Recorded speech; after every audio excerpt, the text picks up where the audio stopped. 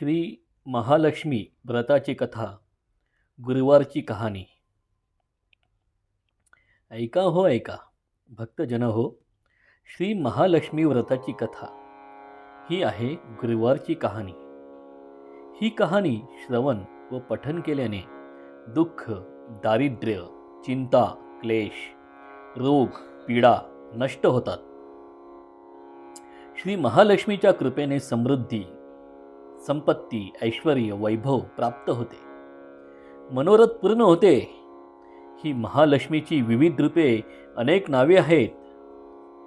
कमळ सतून निघाली व कमळात वास करते म्हणून तिला पद्मा, कमला, कमलजा आणि सागरातून निघाली म्हणून सिंधुजा, सागरात्मजा, गज. तिला स्नान घालतात म्हणून गजलक्ष्मी, ऐश्वर्यलक्ष्मी, वैभवलक्ष्मी, विजयलक्ष्मी, धनलक्ष्मी, अष्टपुत्रलक्ष्मी, संतानलक्ष्मी अशा अनेक नावांनी तिची पूजा करतात. अनेकांची ती आराध्य देवता आहे. देवी भागवतात वर्णन करतात की इंद्राकडे स्वर्गलक्ष्मी, पाताळात नागलक्ष्मी, राजाकडे राजलक्ष्मी आणि गृहस्थाकडे गृहलक्ष्मी, गोधनात कामधेनू, कमलादी पुष्पातील सौहार्द, सूर्य, चंद्र, नक्षत्रे, रत्ने यातील कांती, दिव्य स्त्रियामधील श्रिया, धान्ये, वस्त्रे, देवतांच्या मूर्ती, वृक्ष, पाषाण, वास्तू इत्यादी ठिकाणचे मांगल्य ही सारी तिचीच योगमय रूपे आहेत. संपदा, समृद्धी, वैभव, ऐश्वर्य ही तिचीच तेजस्वी रूपे आहेत. ही वैभव ऐश्वर्याची, संपत्ती, समृद्धीची देवता आहे. अशा या सर्वांभूती असलेल्या धनसंपदा महालक्ष्मी देवीची ही कहाणी. ही कथा द्वापर युगातील आहे. सौराष्ट्र देशात घडलेली ही कथा अत्यंत लोकप्रिय आहे.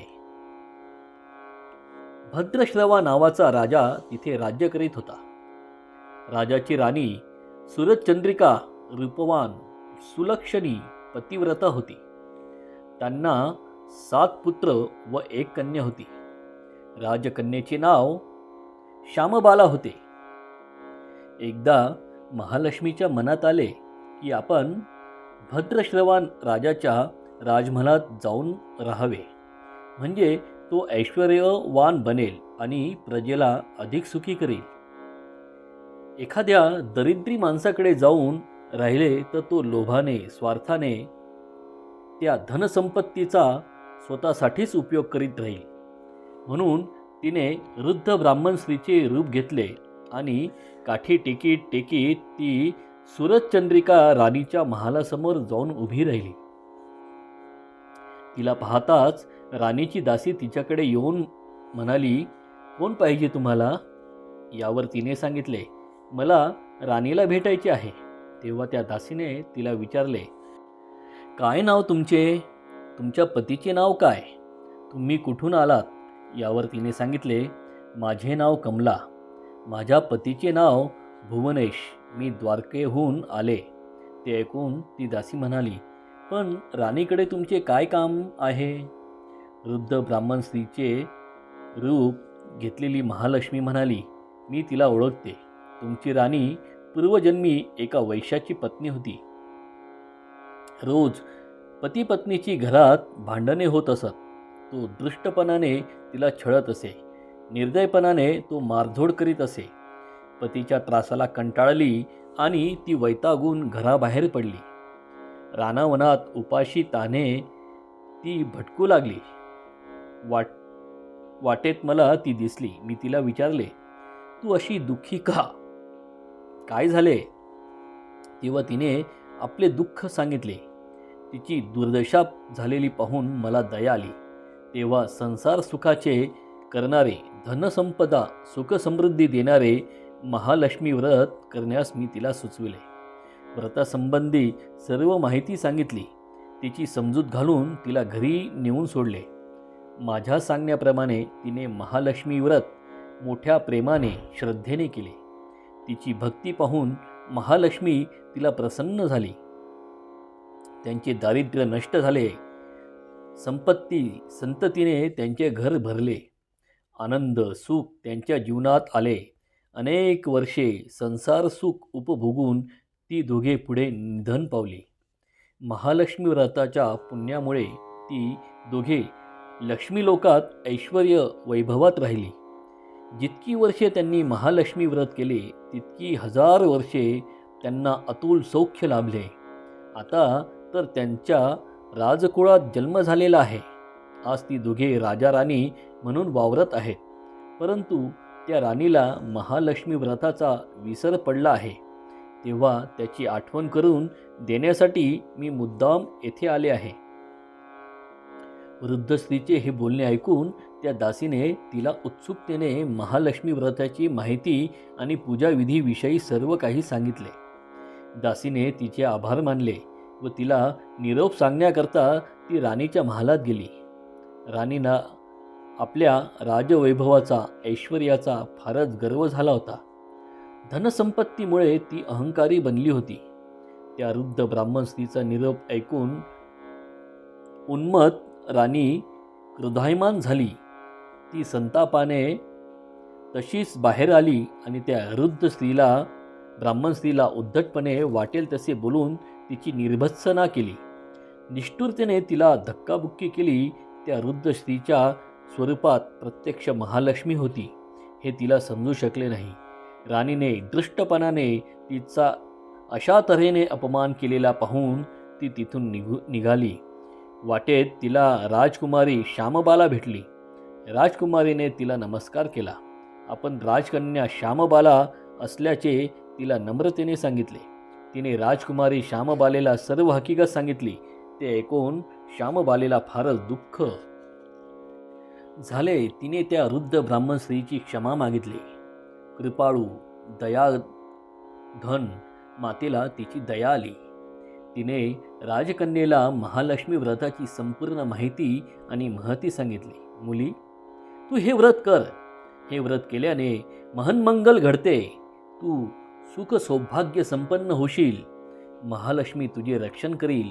असे हे सौख्य देणारे, आयुर आरोग्यदायक, विमल वैभव आणि अनंत कीर्ती मिळवून देणारे व्रत आहे. महालक्ष्मीच्या वरप्रसादे श्रेष्ठ संपदा लाभेल.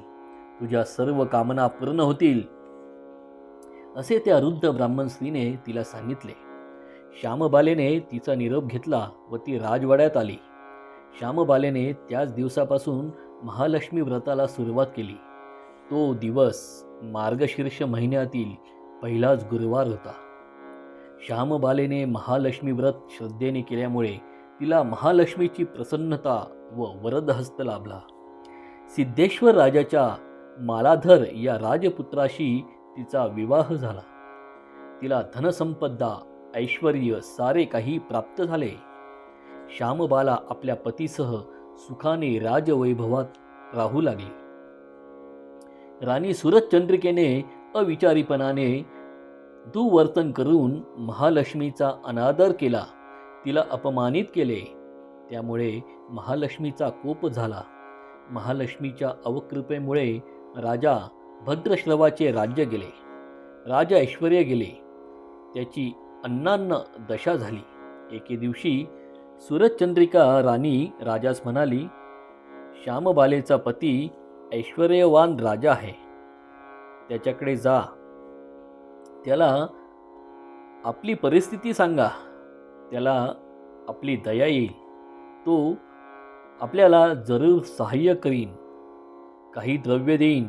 राणीच्या सांगण्याप्रमाणे राजा मालाधराच्या राज्यात गेला. विश्रांती घेण्यासाठी म्हणून एका तळ्याच्या काठी बसला. पाणी नेण्यासाठी आलेल्या श्यामबाला राणीच्या दासींनी त्याला जाऊन विचारले, महाराज, आपण कोण? या राज्यात येण्याचे प्रयोजन काय? यावर राजाने सांगितले, मी राजा भद्रश्रवा या राजाच्या राणी श्यामबालेचा पिता. मी तिच्या भेटीसाठी आलो आहे. आपले पिताश्री आल्याचे त्या दासीकडून कळताच श्यामबाला राणीने आपल्या पित्यास सन्मानपूर्वक राजवाड्यात आणले. तिने मोठ्या आदराने त्यांचे आतिथ्य केले. राजा परत जाण्यास निघाला. तिने त्याला हंडा भरून द्रव्य दिले. राजा भद्रश्रवा सूरजचंद्रिकेकडे आला. श्यामबालेने आपल्याला खूप आदर सत्कार केला आणि येताना हा द्रव्याचा हंडा दिला असे सांगितले. तिने तो हंडा उघडून पाहिला. महालक्ष्मीच्या अवकृपेने त्या द्रव्याचे कोळसे झाले होते. एक दिवस सूरजचंद्रिका श्यामबालेच्या भेटीसाठी तिच्या राजवाड्यात गेली. मार्गशीर्ष महिन्याला तो शेवटचा गुरुवार होता. श्यामबाला महालक्ष्मी व्रताचे उद्यापन करीत होती. राजवाड्यात मोठा उत्सव चालला होता. श्यामबालेने महालक्ष्मी व्रत सूरजचंद्रिकेकडे करून घेतले. नंतर ती राजा भद्रश्रवाकडे गेली. सूरजचंद्रिकेने महालक्ष्मी व्रत केले. महालक्ष्मीच्या कृपाप्रसादाने त्यांना ते राजसिंहासन परत मिळाले म्हणून श्यामबालेला खूप आनंद झाला. एक दिवस आपल्या आईवडिलांना भेटण्यासाठी म्हणून ती महालक्ष्मी वैभवाने झगमगणाऱ्या त्या राजवाड्यात आली. ते तिचे माहेर होते. आपल्या पित्यास हंडा भरून कोळसे दिले त्या गोष्टीची सूरजचंद्रिका राणीच्या मनात चीड होती. आपणाला तिने रिकाम्या हातांनी परत पाठविले या कारणाने ती श्यामबालेवर संतापली होती. ती श्यामबालेला भेटण्यासाठी आली नाही. तिला तिथं कोणीही विचारले नाही. श्यामबाला परत जाऊन पितृगृही राजमंदिरी जाण्यास निघाली. माहेरहून निघताना तिने तिथले थोडेसे मीठ आपणाबरोबर घेतले. राजगृही राणी श्यामबाला आल्यावर राजा मालाधरने तिला विचारले, तू आपल्या माहेरून काय आणलेस? त्यावर ती आपल्या पतीस म्हणाली, मी राज्याचे सार आणले. राजा मालांध आदराने आणि आश्चर्याने प्रश्न केला, म्हणजे काय? तेव्हा ती म्हणाली, थोडा धीर धरा, म्हणजे कळेल. त्या दिवशी तिने जेवणात सारे पदार्थ आळणी करण्यास सांगितले. राजा मालधरास तिने जेवण वाढले. त्याला ते सर्वच पदार्थ आळणी लागले. तेव्हा तिने ताटात माहेरून आणलेले मीठ टाकले. त्याला जेवण रुचकर स्वादिष्ट लागले. हेच ते राजाचे सार. राणी श्यामबालेने सांगितले. त्यालाही ते पटले. ती दोघी सुखाने नांदू लागली. महालक्ष्मीने त्यांना वैभवात ठेवले. अशा तऱ्हेने हे महालक्ष्मी व्रत जे कोणी भक्तिभावाने करतील त्यांच्या घरात अतुल धनसंपदा व विपुल ऐश्वर्य नांदेल. त्यांच्या मनातील सर्व इच्छा पूर्ण होतील. महालक्ष्मीची कृपा होऊन श्रीमंती आल्यावर मात्र उतू नये, मातू नये. महालक्ष्मीचे व्रत करायला चुकू नये. प्रत्येक गुरुवारी ही महालक्ष्मी महात्म्य पोथी श्रवण करण्यास किंवा वाचण्यास विसरू नये. अशी ही महालक्ष्मी व्रताची कथा, गुरुवारची कहाणी सफळ संपूर्ण. ओम श्री महालक्ष्मी नमो नमः.